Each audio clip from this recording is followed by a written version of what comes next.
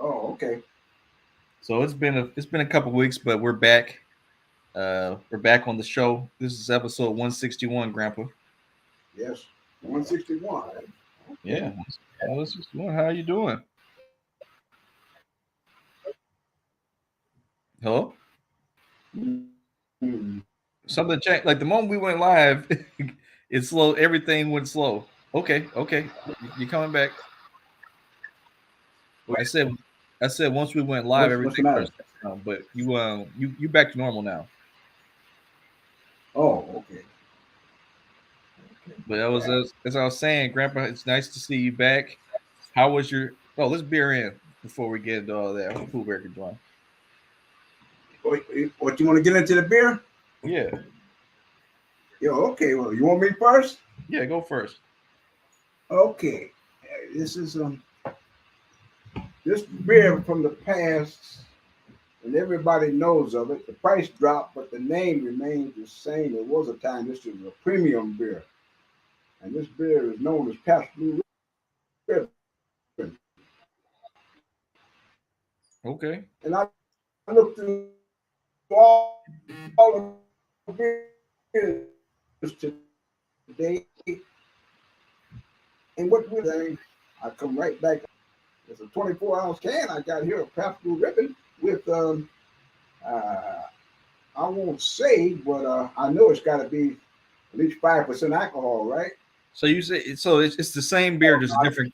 You said it's the same beer, just a different can. Yeah, so it's 4% alcohol, right? Okay. I know you love. 4%. I know you love your old reliables. 24 can, yeah. But anyway, I know what to expect because Pabst Blue Ribbon makes a good beer. So Okay. I'm gonna open it. You're slowing. Something's going on with your connection again. Like you're slowing. You're like I hope everybody can see. Glass is Okay, more there we go. influential. There we go. Something I wrong? mean, I said your connection speed. It's like okay, now, all right. It's going back. We saw it. We saw you pour. It's just going back and forth between streaming and then not streaming. I see you now. Oh, okay, okay. Yeah, okay. Now I'm going to give it that number one taste, All right, go for it. after then, whatever the word is. But anyway, here we go. Mm-hmm. Just what I expected. Five and a Oh, half starting.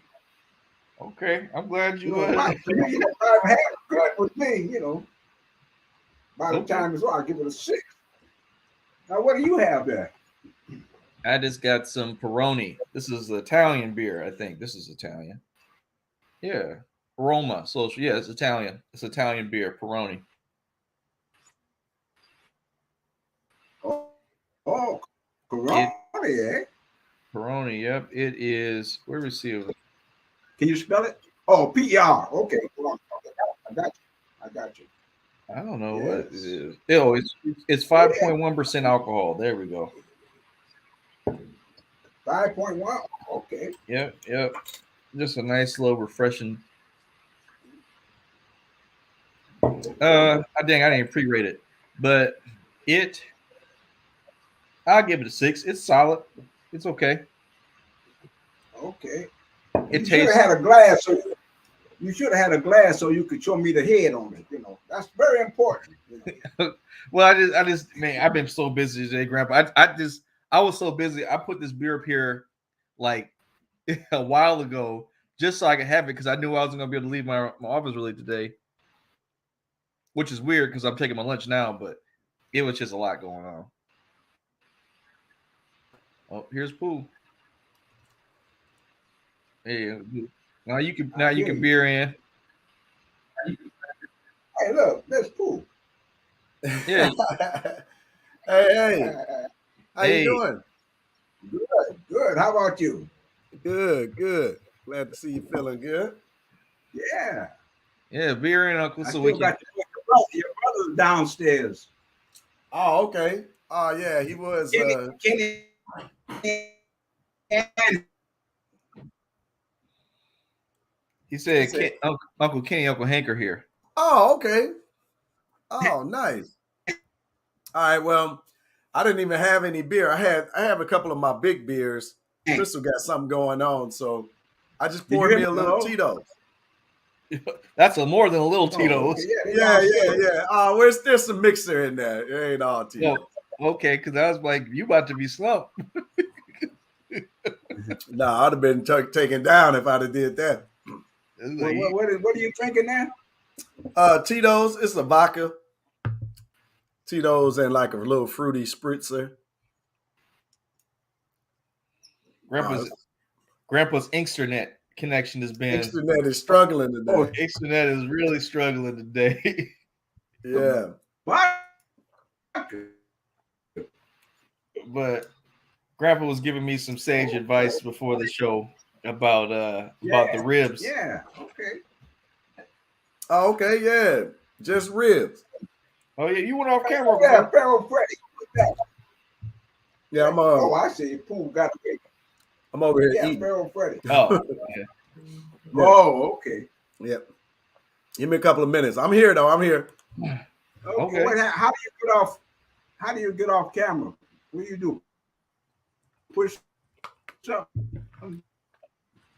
Yeah. There's a button that says stop cam or start cam. So I'm just clicking it. She frozen again?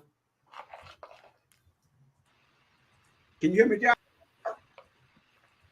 Okay, that's how you got off. Okay. Mm-hmm. Yeah, all right. What we talking about today? The return. Yeah, you guys got to talk about your maiden voyage, your trip, man. So how'd it go? Dad, what you want to tell him? Well, you know what I'm gonna say. When we went down to Aswan. So, for people who don't know, Grandpa, tell everybody where you went. You might be going back and forth. In the temple.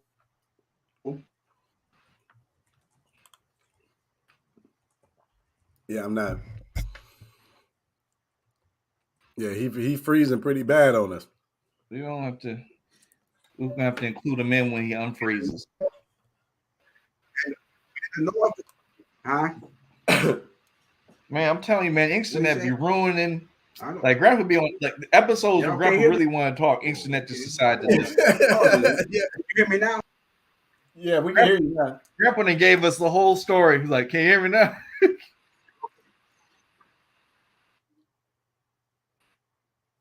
He fired up too, man. You can see his mouth. He's like he leaning forward. He give it a public service. I know when he on the edge of his seat. He gave it a public service announcement right now. I was talking on the north and south, north of Egypt and south of Egypt. There is some engravings. I guess the hieroglyphics, whatever you want to call engravings on the wall of pictures, right? Uh-huh. And on that south side,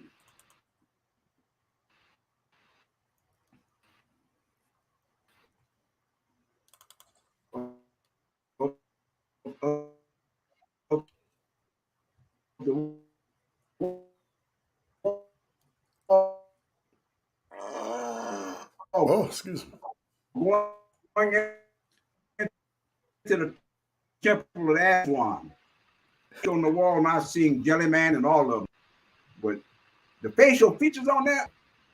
Wait, did he say Jelly Man? He said Jelly Man? Yeah, he was on the wall there in Egypt, or his brother, or his ancestors or relatives or whatever. Who? But they were well Jelly Man. Oh man, I wish it was coming through. Oh yeah, it's crushing right now, man. Yeah, you keep freezing on us, Dad. But I think he was talking about. So for those that don't know, we went to Egypt, right? It was our first trip to Egypt. Okay. Dad's first time in Egypt. Yeah, my first time. our company had our first trip, our inaugural trip to Egypt, but we flew into Cairo. But he's speaking about when we went down to Aswan, which is the southern part of Egypt, where you meet the Nubian people, right? So the Nubians have been suppressed down to the south of the region, which historically that's where they came from. They came up the Nile to rule once again, to teach this great nation, great people how to rule again. But when you go down south, the people look like you and I, right? Like they're darker skin tone. That's what he meant by he saw Jelly Man on the walls at Abu Simbel. Abu Simbel is actually the temple for the Oh, pharaoh Ramses II. And Ramses ruled for I believe 67 years, right? It was spectacular, but it's the scene of the four large monuments sitting all next to each other. There's four of them. Like one of them has eroded over the years, but it's an incredible sight. Like I got some pictures. I had to pull it up. But he's talking about walking into that temple to the left and to the right. There's obviously hieroglyphics going into it. But on the left side of the temple is the southern aspect of Egypt at the time, Nubia. It's represented by really dark skinned, melanated people. That's what he's talking about. He can see Jelly Man. Jelly Man is an inkster crackhead. I can't believe you don't know the infamous. I've heard little stories here and there, but I wasn't there for it, so I don't know. You wasn't ready for that. Yeah. Jelly Man is a staple in the town. I don't know about Jelly Man being a cracker. Jelly Man was a wino, maybe. Because he was trying to Okay, get why wine. no? Excuse me, my bad, my language. But yeah, so on the north side of it was really more of the like Arabic Egyptians, Greek Egyptians, just showing that there was other people involved during this particular time period or whatnot. But it's really interesting site and a must see for anybody that's interested in actual history. I think that's where Dad was going. Where were you at on that, Dad? Yeah, I'm saying you're right. All I'm saying is that south side is identifiable. You could almost people might say, I know him. That's how good it was. The artwork. That's 3,500 years ago, right? Yeah. But the way that graphics was, you could almost identify and say, "Oh, I know him." That's how good it was. Are y'all Yeah. hear me? Yeah, yeah, we got you. Yeah, it was really, man, it was really just an amazing time overall. We had a blast. I got some stuff. Oh, you do. Okay. Go ahead. Uh, here we go. We got some pictures here. So this is us riding up on the pyramids. This is kind of our first time getting a chance to see them. Oh, shoot. But like, man, like the pictures really don't do this place justice, right? Like you really got to kind of get here and see it for yourself to kind of understand the size and the scope that you're under. I think I'm just talking about being there, walking up on the pyramids. We're getting ready to go into the site here. Got Dad with some pictures of the pyramids in the background. I think I was talking to him a bit about it there. This is the picture that we've been posting. We're actually not. It looks close, but it's actually pretty far back. But once you get up there, man, you really start to get a picture of how big this place is. It's humongous. But these pictures right here, would you say, Dad, don't really do the justice on how big it is?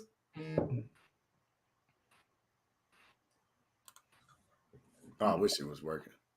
That's all right. It's working. Oh, you wasn't showing the pictures. Yeah, I just saw it pop up. Oh, okay. So Oh this is yeah, what I yeah. was saying. These are the first pictures of when we got to see the pyramids. So this is us riding up on them. I see. Okay. Yeah. Yeah. So I posted a couple of these. I think look Dad looking out the window. That's just me talking about it. this is like where you start to enter into the area where the pyramids are. I was talking with Dad a little bit. This is the picture. There we go. He and I took outside of the pyramids. But that's what I was saying. Like, you can't really get a judge for how big it is. And I know you see those people in the background. Listen, they're not near the pyramids yet, right? Like, when you go stand near it, you're really infant size picture. This was one of our guides here, Brother Prince, is breaking down some of the information that you'll see there.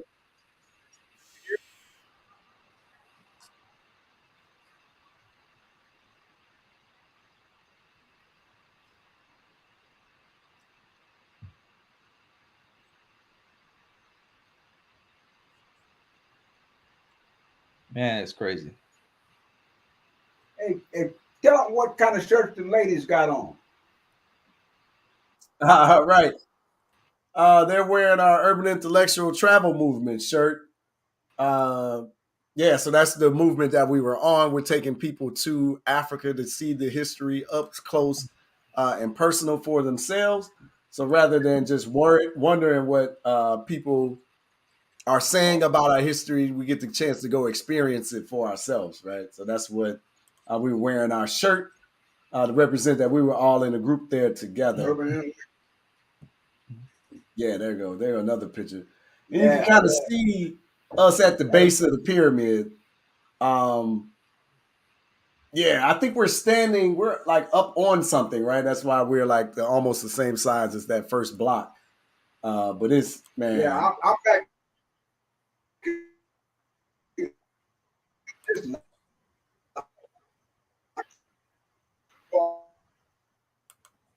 Okay. Yeah, they're saying like it was a trek like uphill to get there. This is actually entering into the pyramids right here. So we started to go through that adventure. I just clipped a little bit of it there. It was a really tough hike and climb to get through this place. Like, there's a lot of ups and downs, but this is like the little stairwell. But this ain't really the tough part. It was so tough. People were turning around like around the midway point. Like, it was really hard. It was physically taxing to go through here. And I can explain it in a second. So this was an area that we weren't allowed to go into. So you see it's gated off and they blocked the entrance. So I'm always wondering what are we not seeing, right? This is like a little corridor area that was like a period of opportunity for you to almost breathe. Like, it's super hot in here. Like, it's crazy how hot it is. And this is actually a wide portion of it. I think I got a little. This is where I think Barbara tapped out. Either Barbara tapped out or somebody came along and got her to come on back. And because she was like, I quit. Like, I'm not going any further. That was interesting. So how vast? So this seems like it was vast. Like, did y'all explore the whole thing? Man, we walked up this thing into one chamber, and like that was it, and then back down. And you see us all coming up. When people were coming down the other side, you had to share the same shaft. So it's not like there was another shaft for them to go down. Like, that was it. It was pretty narrow. This ain't even a tough part. Okay, I didn't film that. I think I got a little bit of the hard part. I'm trying to get to it. Maybe this is it. Like, look at how they're going through there, right? So you're going up like this chute. Like, imagine like you're going up a imagine you're going up a walking up a slide the wrong way. So like you're going on that angle, but the ceiling is like only 4 feet. So like you're walking up the pyramids in like a 4 feet shaft area, and you see how wide it is. People are coming down while you're going up. It was physically demanding to get up there. Man, I should have did more video, but this is some of the scenes that you see when you get into the chamber, which was pretty interesting. It was like a nondescript room with this tomb in it. I don't know if I took a picture of the whole thing. Yeah, I got a couple of pictures in front. But notice there's no hieroglyphics on the wall, right? Everywhere we went, there was like a lot of hieroglyphics on the wall. There was a lot of stories being told.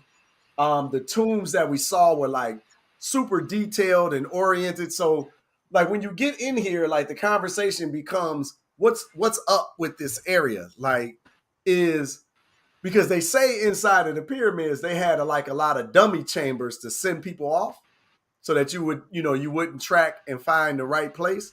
So is this like a dummy chamber? Was this area robbed of all of his jewels or whatever was in there? So it just starts a whole nother conversation about what exactly is inside of the pyramids and what were their purposes. Mm-hmm. Pretty interesting. But this is from the pyramids looking out on the city. Nobody ever shows you that shot. They just show you the pyramids out in the middle of nowhere, where actually there's a whole city, like right on the outskirts of the pyramids. I thought that was pretty interesting. I think I did a panoramic view. I think this is us riding over to, I don't know if we did our camel rides next or did we see the Sphinx next. But we only went into that one. How far were the pyramids spaced from each other? Because like you always see on TV, like they're like pretty close, so you can run from one to the other real quick. Yeah, you could run over there. I mean, you would be tired. Probably. I mean, they're so massive. Like your sense of size and distance, like is really altered. But I would say a couple of football fields in between.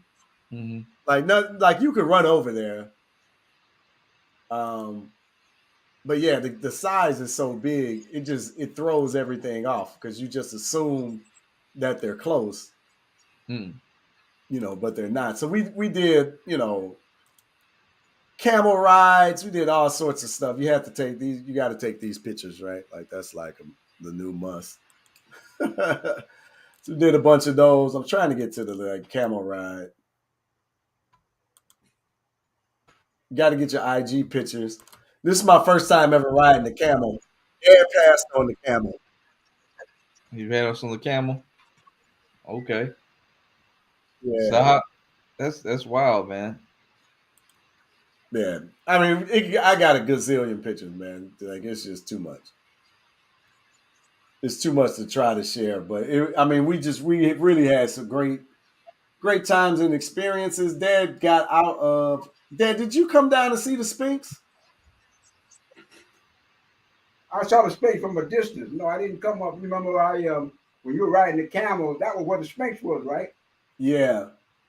Well, yeah, it was over there. Oh man, I really hate that we can't hear you. I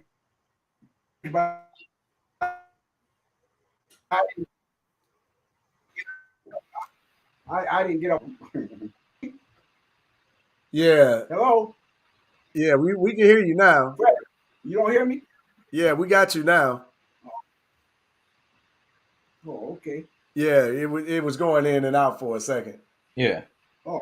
But continue. Yeah, but the Sphinx was really interesting to go and see, and they suspect that there's a second one because like when the the Kemetic people were building, they always built in balance.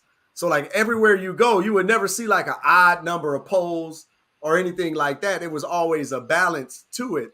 So they're suspecting that there's another Sphinx somewhere still buried underneath some rubble or under the sand or something.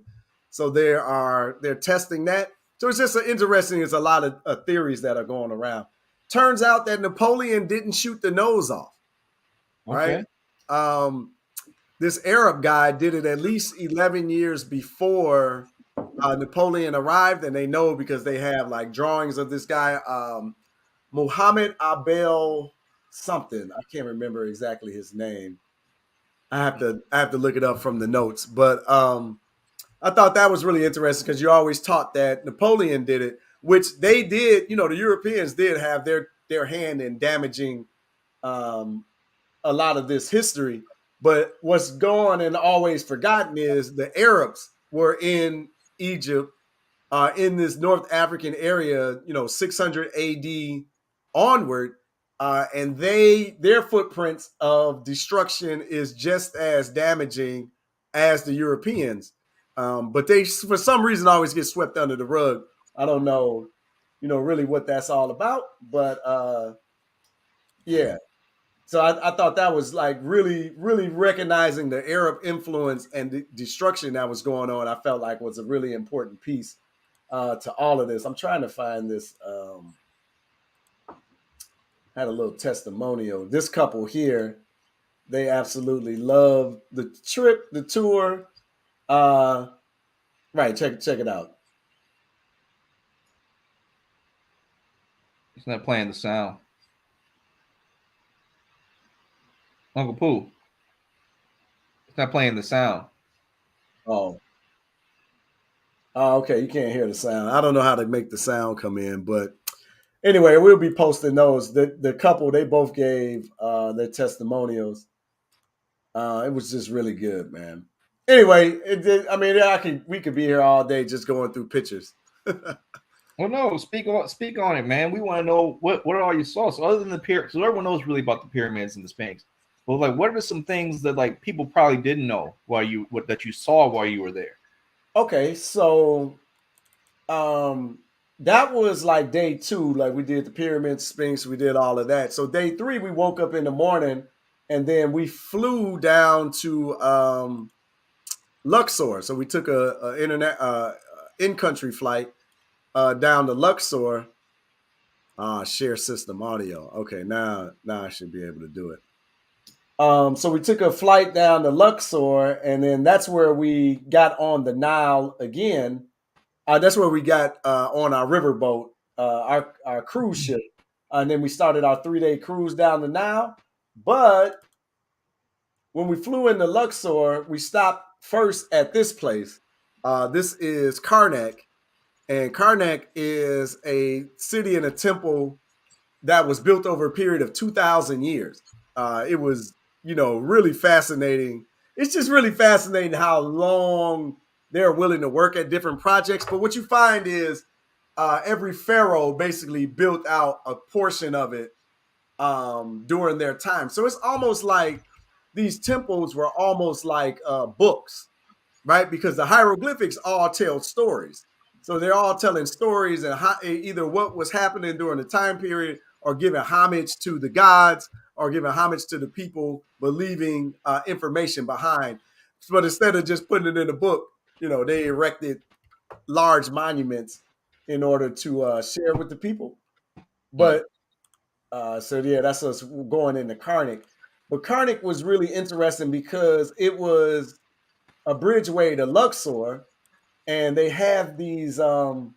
This is a representation of it. They call it the Sphinx Highway. So like between Luxor and Karnak, which is a few miles in distance, there's all these sphinxes that just run from one temple to the other like an avenue. Which, man, it was like it's massive. Everywhere you go, you're constantly weaving in between this avenue of sphinxes, like you see here. It's double sided. But that was really interesting. Let's see. What else did we do there, Danny? So I think we went back to the cruise ship, or I could take you all through this place.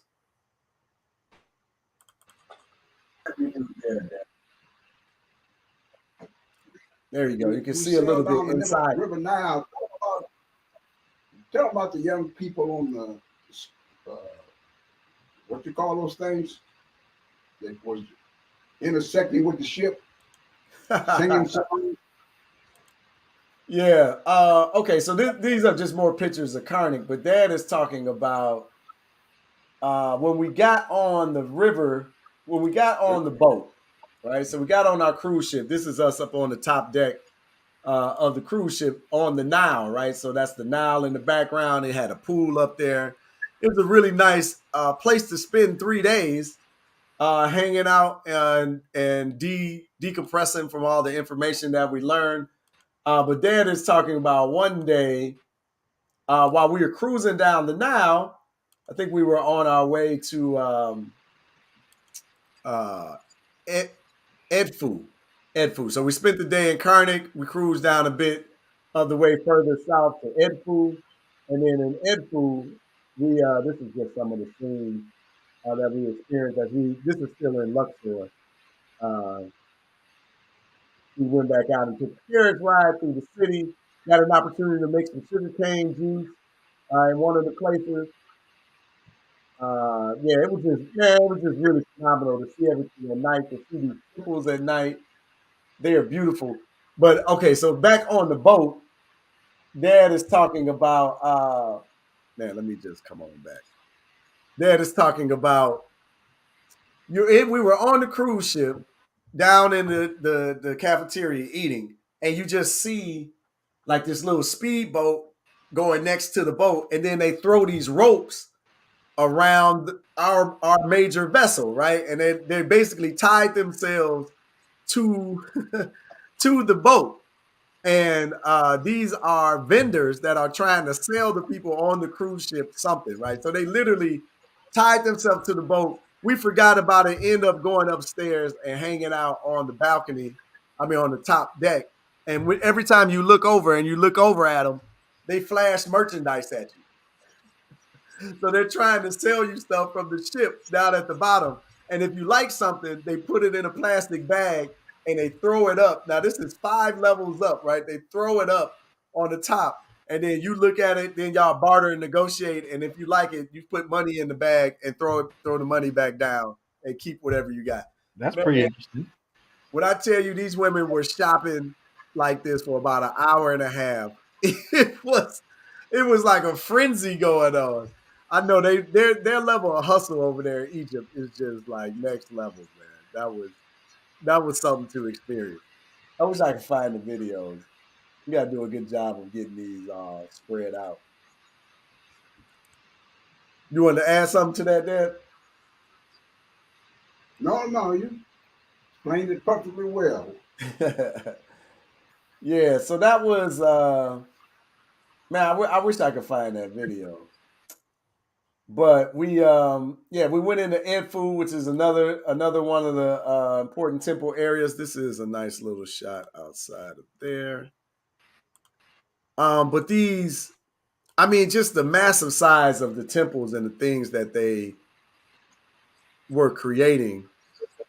It's just amazing. But you start to learn that the temple, what you see when you first walk into a temple, what you see first is the most recent of the activities. And as you go further and further in, the stories get older and older and deeper, right? It's like the inception is in the middle and then they build outwardly around it.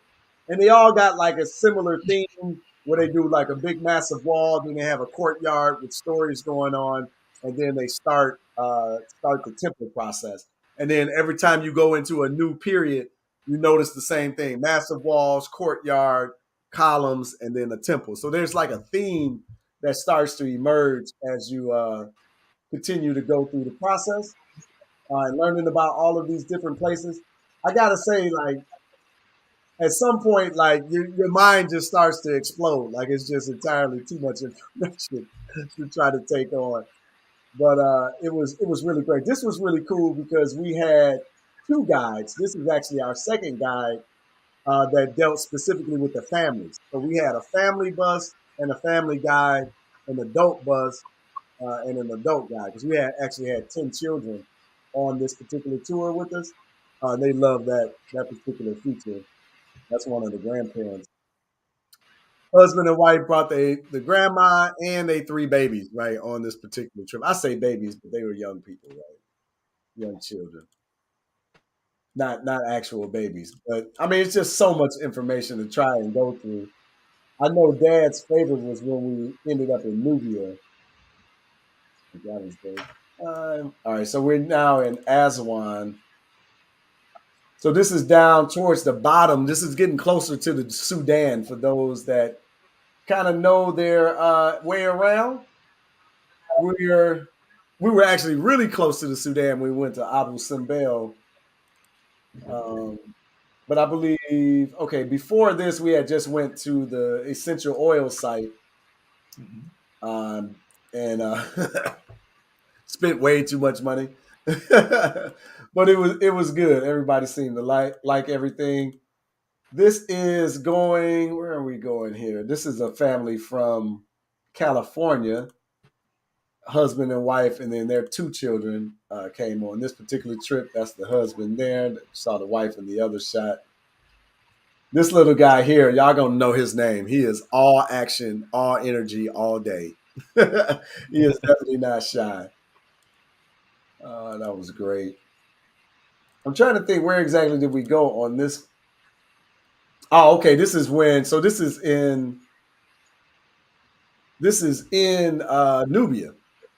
Yeah, in Aswan. Aswan is the home of the Nubian people. So you can like immediately see all the darker skin tones in this picture. But we were taking like Pop said, that could be Jelly Man right there, right? But we're taking this boat to go to the other side of the Nile. This is the Nile, but we need to get to the other side so that we can go into the Nubian village. That's where we are headed. Prince, I mean, it was just like a beautiful scene the entire time. You had something, Josh? No, I'm listening. Yeah, that's another family that traveled with us. Freddie, Yes. sure, when I'm the chief at the Nubian table. Yeah. That's where we headed. Grandpa, like you gonna respect me today. Yeah. It was really cool though, because they invited us into the home, so we got an opportunity to learn about the culture and the history there. Um, the respect for families and how they stick together. Like the whole family moves under one roof. I thought that was really interesting and stay with the grandparents, until they literally outgrow the home and then they'll go set up another one and kind of put more generations into it. Man, Dad, I know I took these pictures. It may not be in order. This was.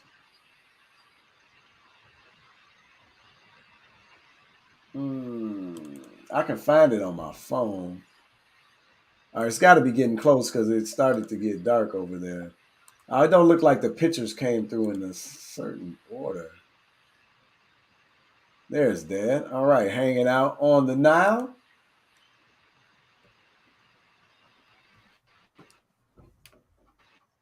Okay, this may be it. All right, so yeah, I think we had gotten to the other side. Yeah, we were negotiating our rides. Yeah, getting over to the other side here. So now we're just taking these little scooters through the village and meeting and seeing the people. I think I took a little video.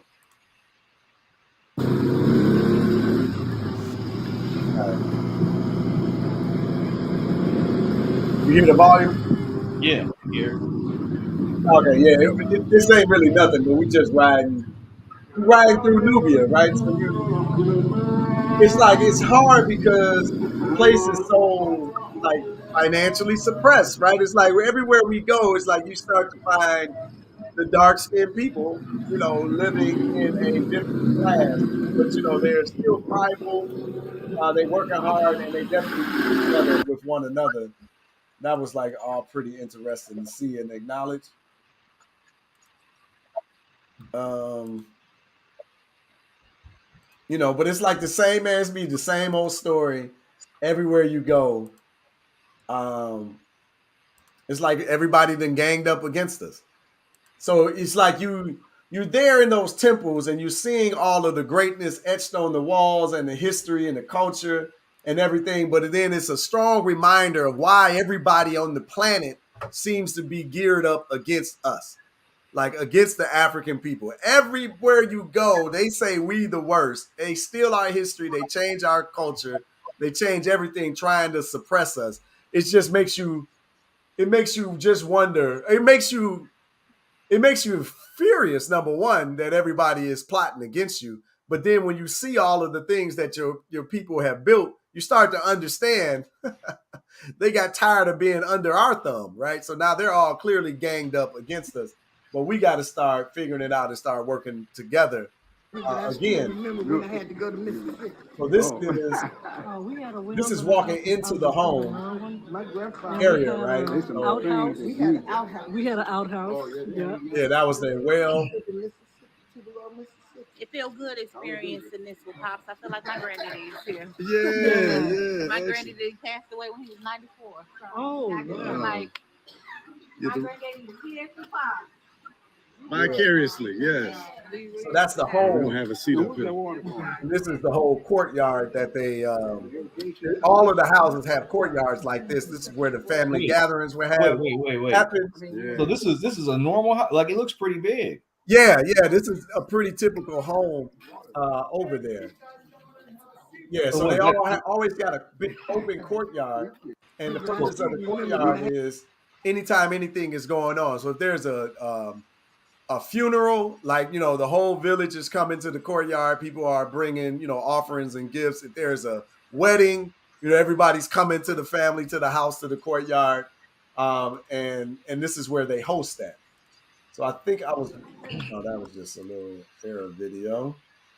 But this is inside again, that same courtyard. So we're sitting down to learn a bit more of the history, to learn about how they live on a day-to-day basis. These are all the people that are there with us on the tour. You see Dad sitting on the throne, right? He's he's at the head of the table. I missed the food table.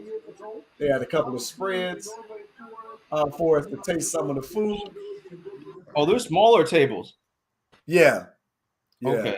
So they're not. It's not like one big table ever since everyone gets like a little own table. Yeah, get a little own table. But this was, it was really setting up for Prince to give us some more lectures about, what we're experiencing. This is the worst. So Nube, guys, is being gold. So Nubian mean land gold. So actually, that was the land of gold in ancient time. That's why, by the way, Ramesses II, he built his impressive temple, Abba temple, in the Nubian land to mine the gold from the Nubian land. And it was the source of gold in ancient time. So I thought that was interesting, that Nubia means land of gold.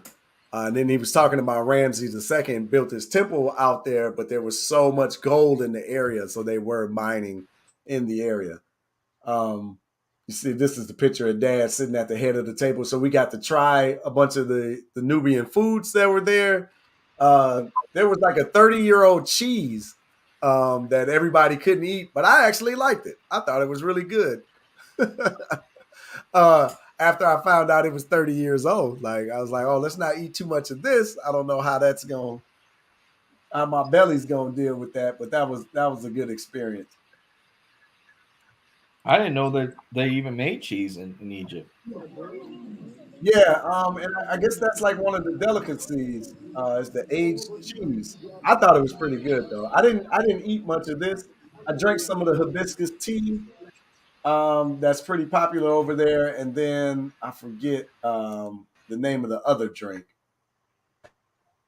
This was like a little small museum of artifacts that they had in and around from the area.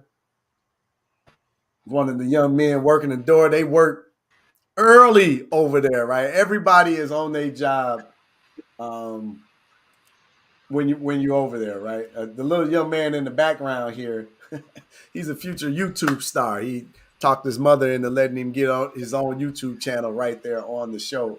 I mean, on the tour. That was pretty cool. Okay.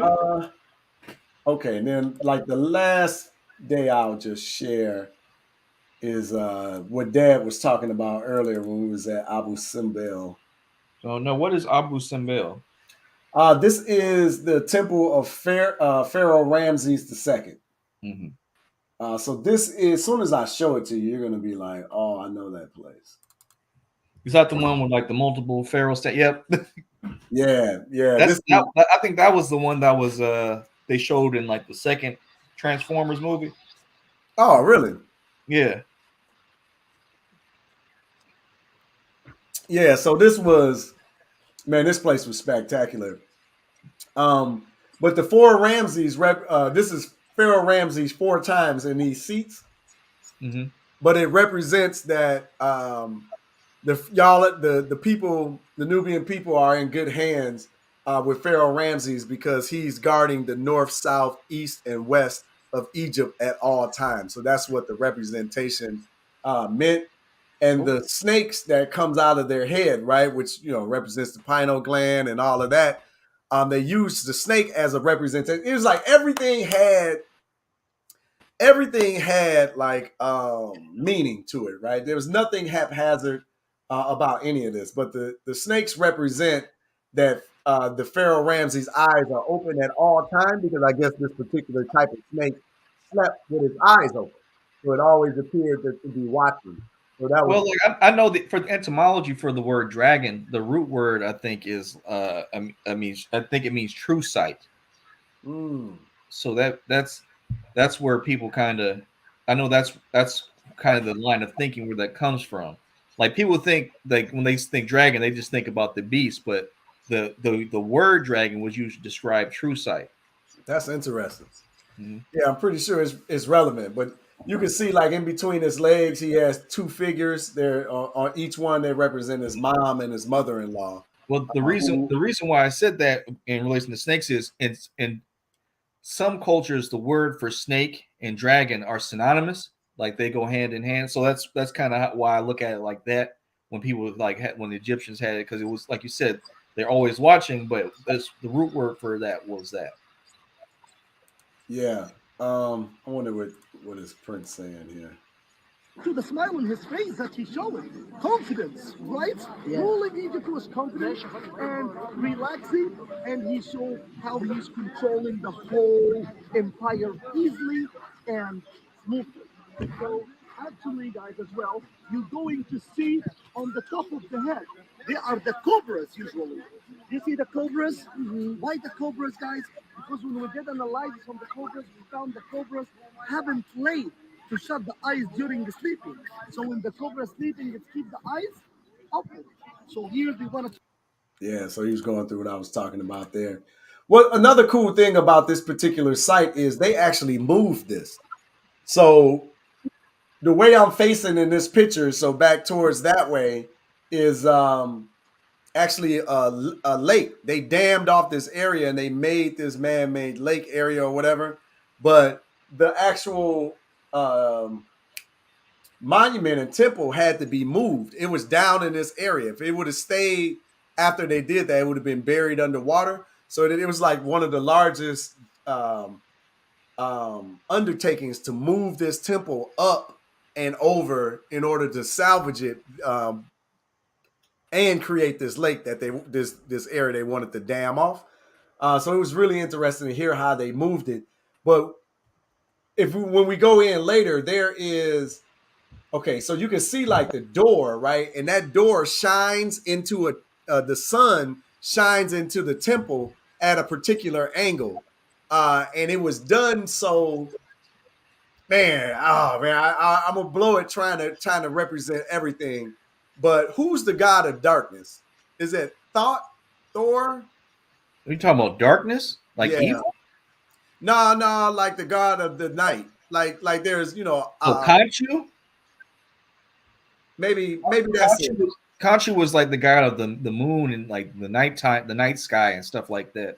That could be it. I'm gonna kill it. I'm gonna destroy it. I know I got like the. What's he look like, or what's the guy look like? I might be able to help. I'm gonna show you. I got a picture of it in here. No, if you can describe it from memory while you're looking. Because I can see all four of them. It's like when we go inside of here. But the thing about it is, the light shines at a particular angle, and like at a certain time of day, it shines on either. There's four figures in there. It'll shine on 1, 2, or 3. But it never reaches the fourth figure because it represents that's the god of darkness. Like he explains it in this video. But my point is the angle and the perfection that the Egyptians or the Nubians had put together to build this, modern technology couldn't replicate it. So it's today it's actually off. like it doesn't do exactly what it's supposed to do because they couldn't figure out how to adjust to the sun and make everything hit the same way. I speak about that because one of the family tour guide, she started talking about lost technology. She was like, there's just something that they understood that we don't understand today. And that's why like a lot of their stuff is just still a marvel. People marvel at on a daily basis. Oh man, I think I took way too many pictures here. That is interesting, man. Yeah, I wanted to take you inside. Yeah, one of these days I'm gonna put all this together and get like a presentation going.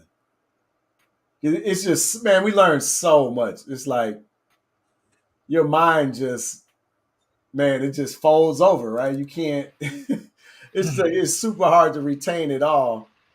But like they were just talking us through all these stories that are going on the wall and like how to read the hieroglyphics. And I mean, but I think this is, oh man, Ian got a little sick there. This is, I think they said there's like something like 100,000 depictions on the wall here inside of Ramses temple, right? So you can see it a bit more here. And these big, these big figures are all down the hallway too. Like, yeah, you can on both sides, right? And it's just hieroglyphics everywhere, like stories upon stories upon stories. You get a little bit of grasp of the size. And this is just inside, right? The ones on the outside were much larger. Wow. Yeah, just the level of detail. It's just like, man, how, right? Like even, oh, that was pretty cool. They had the golden ankh as a key as in the front door here. But this is what I'm talking about. So this is like the inside. The one on the far left, the sun never shines on because that's supposed to be somebody. I can't remember his name. Like one of these is Ramsey. I think this one with the big cartouches on the top is, oh man, all of the names have just run together on me. Like Amun Ra is depicted. It's four different gods that are represented here, and the sun shines on each of these three on the right face at a certain time, but it's supposed to never touch. So if I hazard to guess, it would probably be Ra, and then Osiris, and then Horus, and then Seth would be on the end that's not getting light shined on him. Seth, maybe it's Seth. Yeah, Because I think you might be right. Seth for a period in time was one of the God King. So like Ra was the original, then Ra retired, and Osiris became the new king of the gods, but he was killed by his brother Seth, and Horus avenged him, and that was, I think that was all of the god kings of Egypt and based on that story. Yeah, I think you're in there. I think you're a lot closer than I was. Right, I was just standing near it, like just trying to take in the information. Seth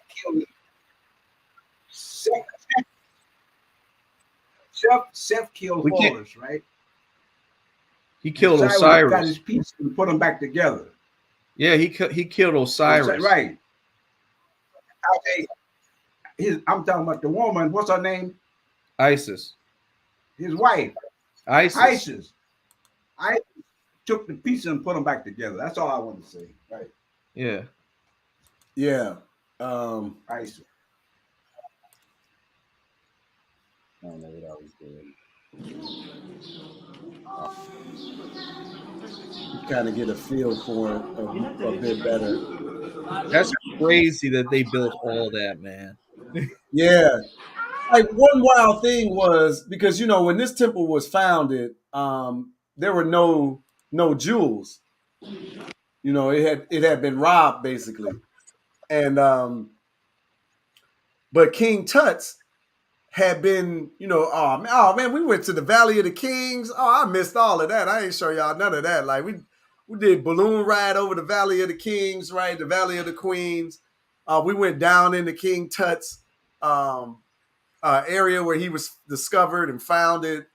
We saw Ramses 5, 6, and 7 tombs there in the Valley of the Kings. It was.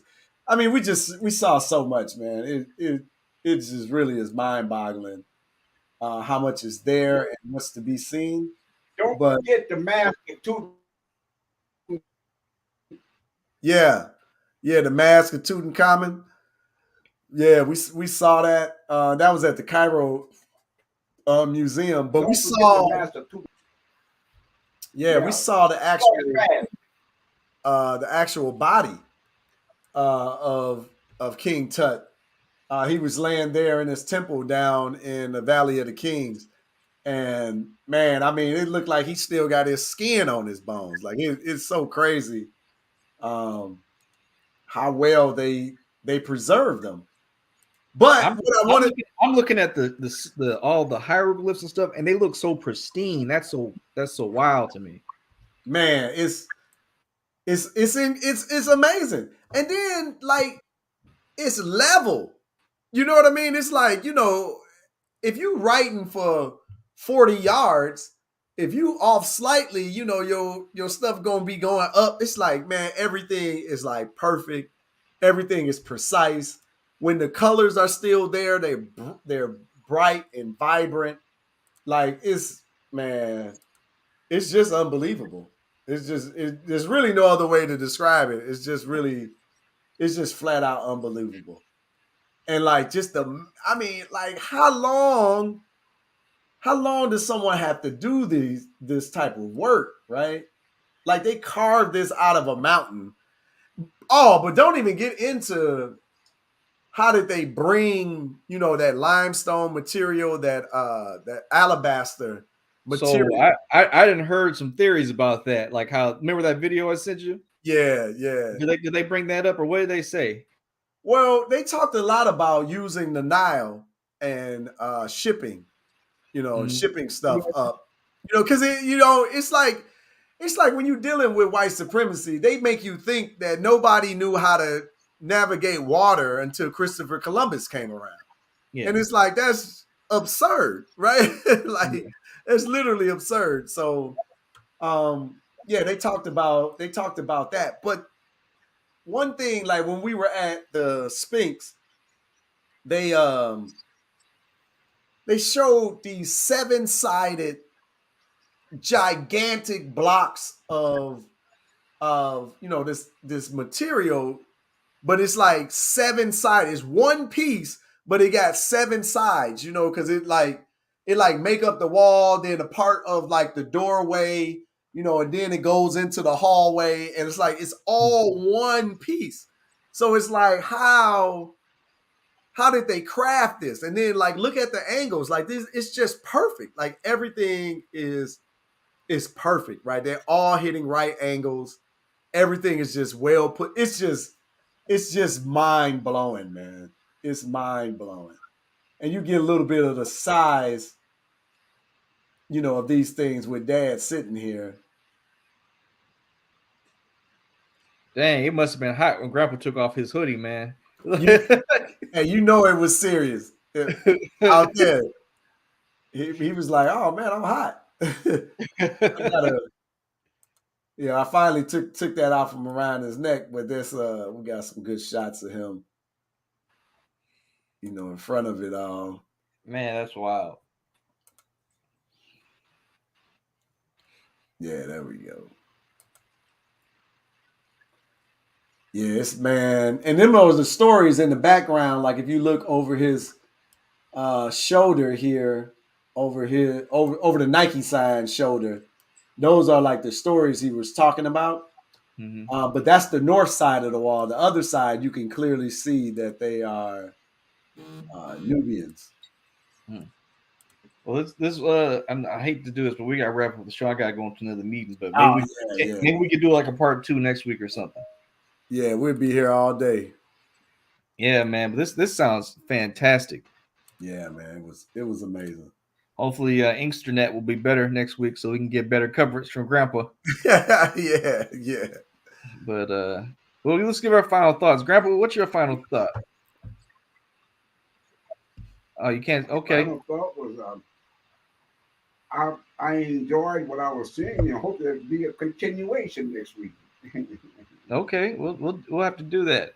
Hey, Uncle Boo, what's your final thought? Yeah, my final thought is Egypt was great. Yeah, let's definitely wrap it up so we can get dad's words on it. But we are working on Cuba now, so I'll stay tuned on that. Oh yeah. I Well, found a way. I got no. Can't. I gotta go. We're gonna do that. Yeah, I But found a way.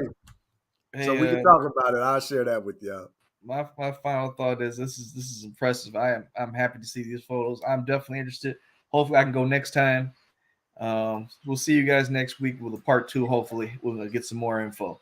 All right, see you Yeah. guys. All right. All right, Pops, go on in.